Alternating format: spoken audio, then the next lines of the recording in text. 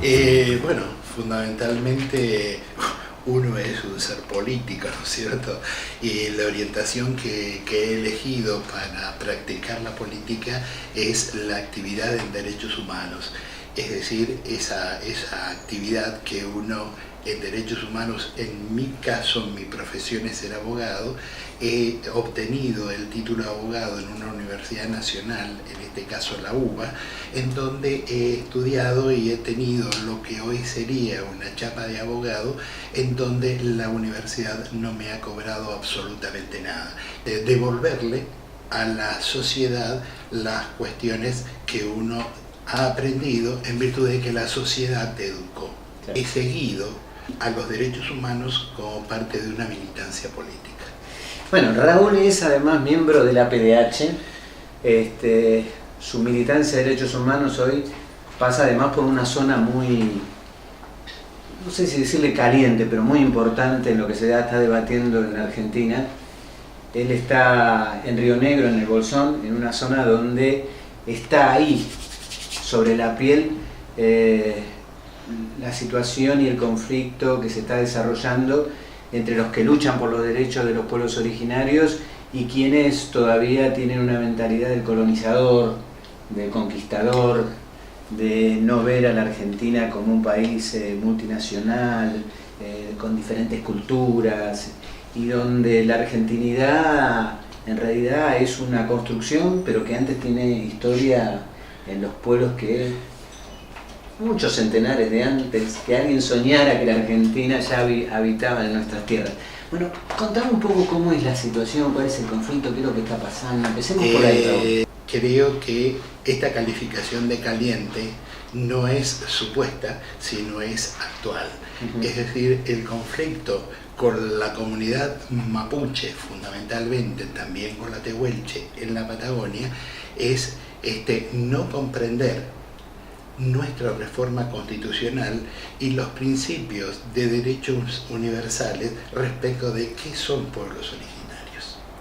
La Constitución Nacional reconoce a las etnias preexistentes a la nación argentina y evidentemente etnias preexistentes en la nación argentina, en la parte del sur del país, centro-sur, son los mapuches, es decir, aquellos que al pueblo mapu no le gusta que le digan araucanos, porque araucanos es una región del sur del río Biobío y del río Arauco en Chile.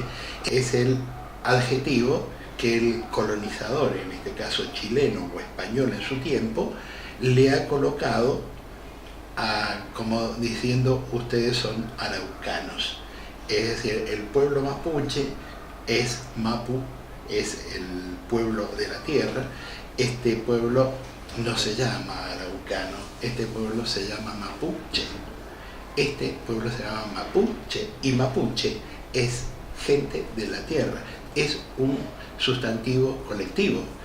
Estas comunidades y etnias preexistentes a la nación argentina estaban instaladas en el centro-sur de nuestro país y por lo tanto la reforma de la Constitución, artículo 75, inciso 17, es que los reconoce como habitantes anteriores a los habitantes que llegaron a constituir o construir la nación argentina. Hoy el pueblo mapuche se siente en Argentina totalmente identificado con lo que diríamos argentinidad, pero evidentemente aquellos que pertenecen a esta argentinidad no los reconocen. No los reconocen porque evidentemente no existe un verdadero interés por parte del Estado, que en este caso es el Estado colonizador del pueblo mapuche, en reconocerlos como etnias preexistentes. Entonces hay una serie de inventos respecto de si son o no son argentinos. Generalmente para la mayoría sin saber absolutamente nada de antropología, los identifican como chilenos y que como tales no son el otro, no es el otro que es la patria, sino es el otro, corresponde a otra comunidad, a otro pueblo, a otro que no es Argentina.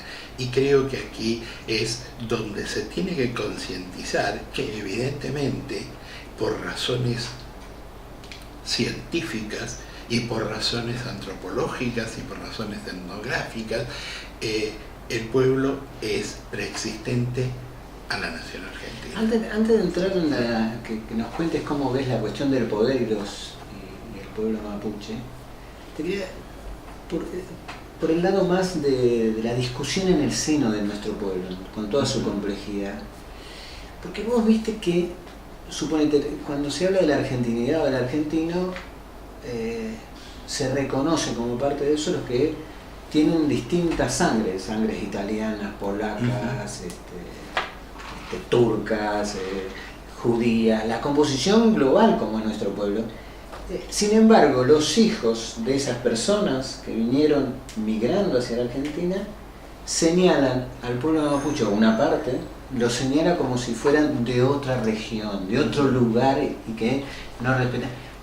¿Cómo entender esa dinámica en nuestro pueblo? No estoy hablando de poder, después vamos a hablar de poder. No, está bien. Yo creo que bueno, es una falta porque culturalmente, si bien el que vino de los barcos, como se llaman, como muchos creen que es el verdadero argentino, es el que vino de los barcos, los que vinieron de los barcos, bien. Es decir, acá hay un concepto en la Constitución Nacional, en el preámbulo, que esta patria son para todos los hombres del mundo de buena voluntad que quieren habitar el suelo argentino. Bien, hacia ellos, como son iguales a nosotros, aquellos que vinieron en los barcos, es decir, aquellos que son blancos, de ojos verdes, de tez a lo sumo trigueña, pertenecen a una cultura que en determinado momento se creen que son las verdaderas culturas. Y evidentemente el menosprecio hacia una cultura que para nada es inferior, si no habría que poner en la balanza cuál de las culturas sería más trascendente desde el punto de vista etnográfico y antropológico, para que se pueda definir esto. O sea, existe un concepto prejuicioso de lo que significan las comunidades nativas, pero qué contrariedad, es decir, el que viene de afuera, se instala, es recibido, se cree ya que es parte de la nación argentina, y es un recién llegado realmente. Esto no quiere decir que no tenga derecho a, pero aquellos que ya estaban antes y que han hecho y forman parte también de todas las tradiciones patagónicas en el progreso patagónico, son parte, y son aquellos pueblos que han acompañado a San Martín para cruzar los Andes y liberar a Argentina, y sin embargo es una cosa como no reconozco eso, no reconozco nada, no reconozco porque no reconozco tus lenguas, no reconozco tu costumbre. Estás contando tiene una larga historia, ¿no?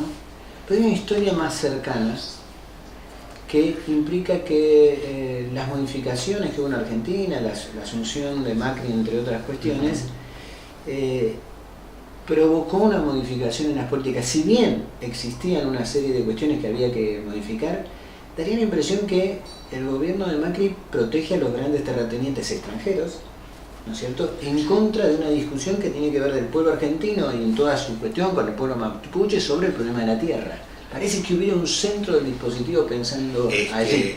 Fundamentalmente en esta cuestión del gobierno del señor Macri, necesita, para imponer su neoliberalismo, la necesidad de un enemigo y de un enemigo interno, y convertirlo y demonizar a ese enemigo interno, y no encontraron a otro mejor que una persona que generalmente es muy trabajadora, pero esta cuestión de la integración fue llegando tarde y que hoy es el enemigo público número 1 de la Argentina, que es lo que están haciendo con Chonehuala.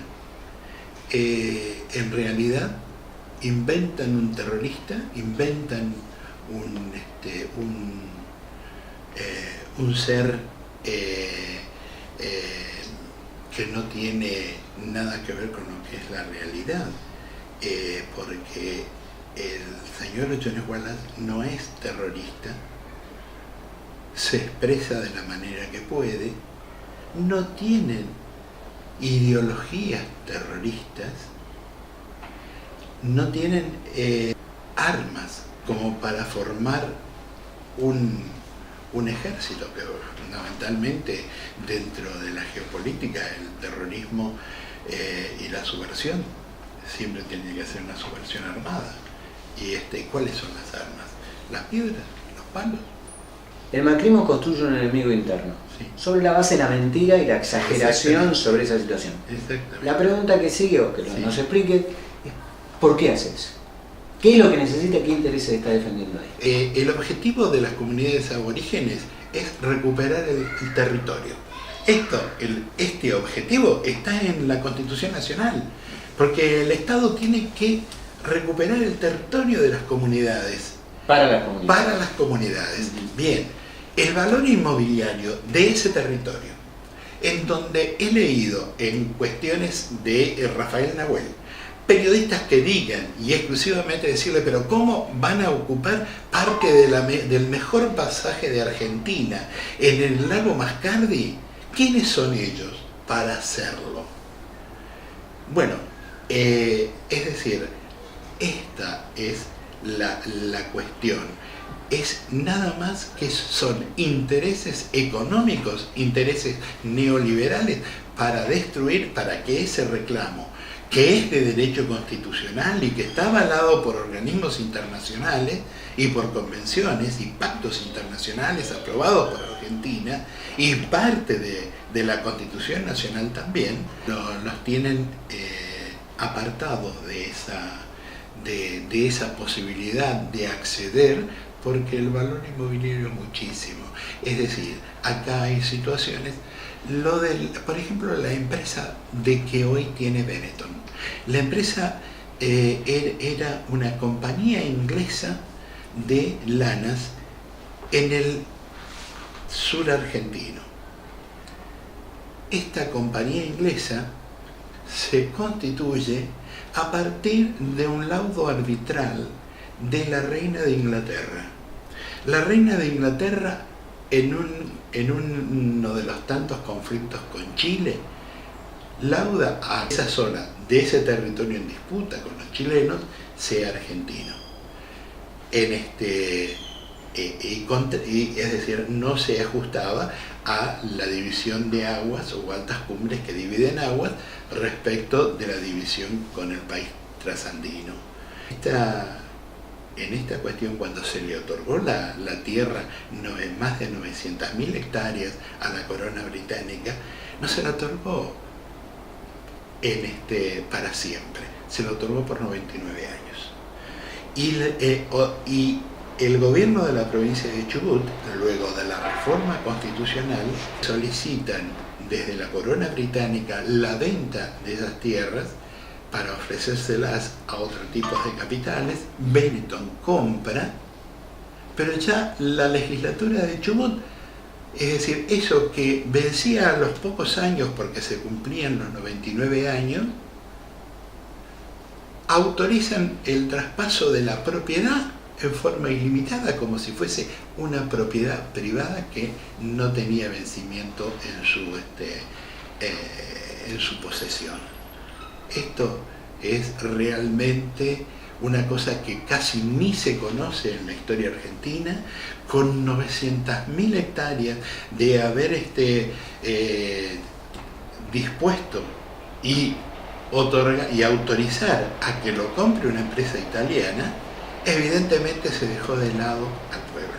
Y se lo dejó de lado porque con esa cuánto territorio es y cuánta cantidad de familias, que son las familias que llegaron a la zona, porque son aquellas familias que Roca hizo la colonia pastoril Cuyamen. Esa colonia pastoril, sobre esa colonia pastoril, en muchos sectores se le imprimió el escudo de la corona británica y pasa a ser británico.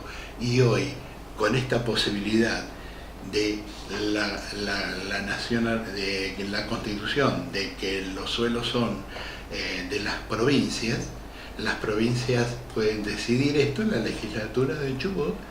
Aquello que vencía a los pocos años decidió transferirlos para siempre. Ya para concluir el análisis que estamos haciendo, Raúl, en cuanto al fusilamiento de Nahuel, ¿cómo lo ves, cómo lo examinás, el asesinato por las fuerzas represivas? Quiero darte una aclaración. ¿Por qué la comunidad Lasquén vuelve a su lugar? La comunidad vuelve porque esa comunidad ya había estado habitada ese territorio. A principios del siglo se crea el Parque Nacional Nahuel Huapi. El Parque Nacional Nahuel Huapi hacia los años 30 comienza a desalojar tanto a las comunidades aborígenes como a cualquier habitante que sea superficiario del Parque Nacional. En el gobierno de Néstor comienzan a haber tratativas de regreso de comunidades a sus lugares originarios. En el año 1937, el parque desaloja a la familia de Nahuel, del lago Nahuel Huapi. La familia se retiró y vive en el faldeo del Cerro Donoto en Bariloche.